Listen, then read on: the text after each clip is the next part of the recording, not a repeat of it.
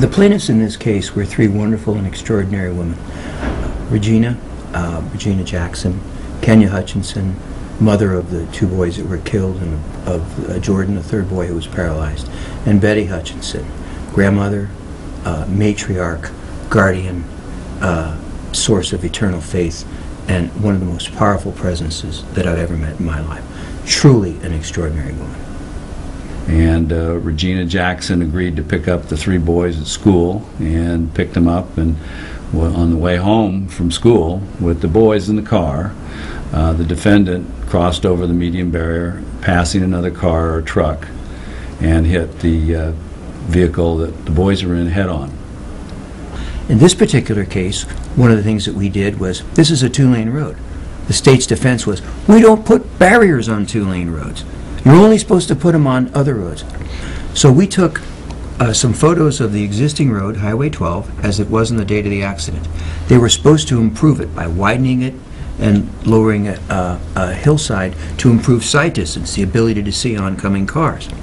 We took those photos and we did a simulation, and we showed how if they built the road without a barrier, the way the configuration should have been, the cars would have missed. Secondly, we took the median barrier from Highway 37 photos, superimposed it onto the subject road, and showed in the before condition, had they simply done that, this accident couldn't have occurred. And we created an exhibit, and I pressed a button, the year appeared, how many accidents there were. They would then come down to the portion on the road they did it.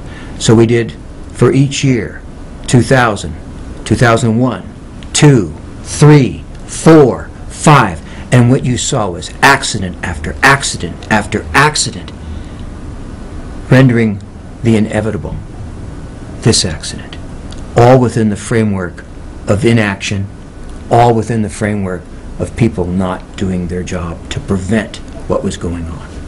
The exhibit was a tremendous exhibit. For Rick Bennett and myself, this especially at home, because we each have sons in wheelchairs, so we had knowledge of what their lives were like.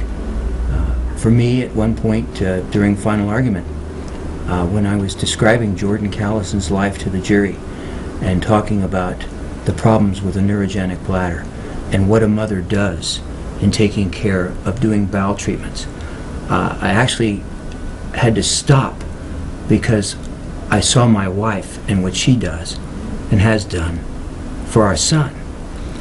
And it hit me, but I managed to obscure it by appearing to be walking over to pick up an exhibit to move on to the next point.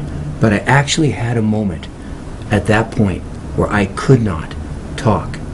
And when I turned to go back to the table, Rick saw in my eyes, and Betty Hutchinson saw the same thing. They knew exactly what all three of us were experiencing. We were thinking of our loved ones, and we were thinking of the role of their mothers and how crucial and important they are in keeping them alive. Betty Hutchinson was the guardian ad litem for Jordan, and was in trial every day. And during trial, her husband was going through advanced chemotherapy and was dying from cancer, but she was there every day and had this very peaceful smile on her face and followed the trial and was really supportive to us each day.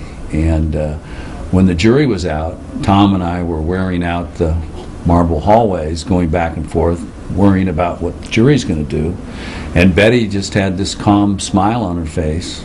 And she said, I just talked to the big guy upstairs, don't worry about it, we've got this one. And sure enough, about 20 minutes later, the verdict came in. So it was really neat. The verdict was a total of $29.2 million, and quite frankly, we were very pleased and a little surprised with the verdict when it came in. Everyone in this room that has the privilege of representing a plaintiff has a rare opportunity, has a privilege, and has a duty. And the duty is to stand for those unable to stand for themselves, to walk to the bar of justice for those unable to walk for themselves. And our privileges in speaking for these people is we have the opportunity to ensure not just access to justice, but to justice itself.